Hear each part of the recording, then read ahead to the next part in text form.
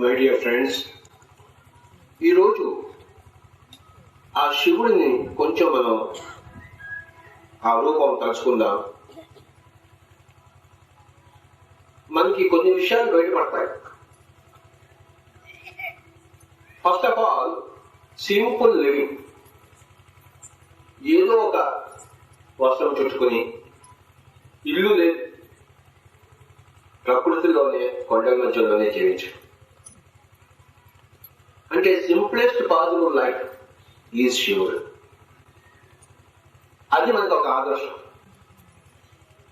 Simple living కానీ high thinking.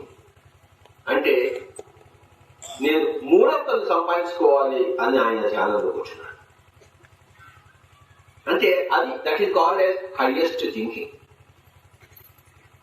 నాకు 2 కళ్ళు ఉన్నాయి, ఈ భౌతికతను చూస్తున్నాను, కానీ నాకు ఒక మూడవ కన్ను కావాలి. నేను పారమార్థికాన్ని తిలకించాలి, ఆధ్యాత్మికను చూడాలి. చనిపోక ముందు నాకు తెలుసు నేను ఇక్కడ ఉన్నాను, చనిపోయిన తర్వాత ఎక్కడికి వెళ్తాను నేను తెలుసుకోవాలి.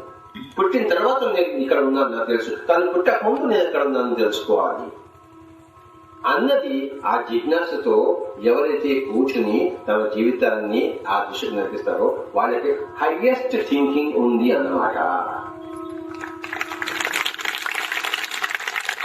నేను ఒక ఊరికి సర్పంచ్ కావాలనో, లేదా నేను చీఫ్ మినిస్టర్ కావాలనో, ప్రైమ్ మినిస్టర్ కావాలనో, జమీందార్ కావాలనో, ఊరికి ఒక కుబేరుడుగా నేను తయారు కావాలనో,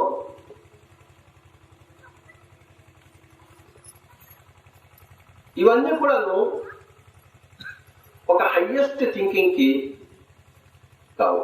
హైయెస్ట్ థింకింగ్ ఏమిటంటే నేను మూడవ కన్ను సంపాదించుకుంటాను. ప్రైమ్ మినిస్టర్, చీఫ్ మినిస్టర్, కుబేరుడు, జమీందారు వీరంతా కూడాను 2 కళ్ళ వాళ్ళే, కానీ నాకు మూడవ కన్ను కావాలి, అది నా జీవిత లక్ష్యం అనే కూర్చున్నాడు ఆ శివుడు. అలాంటి వాడు ఒక మాస్టర్. చెప్పనుకున్నాం అలాంటి మాస్టర్.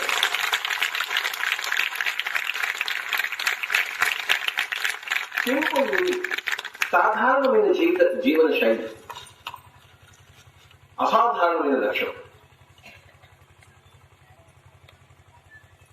సాధారణమైన జీవన శైలి, అసాధారణమైన జీవిత లక్ష్యం, దాని పేరు శివుడు.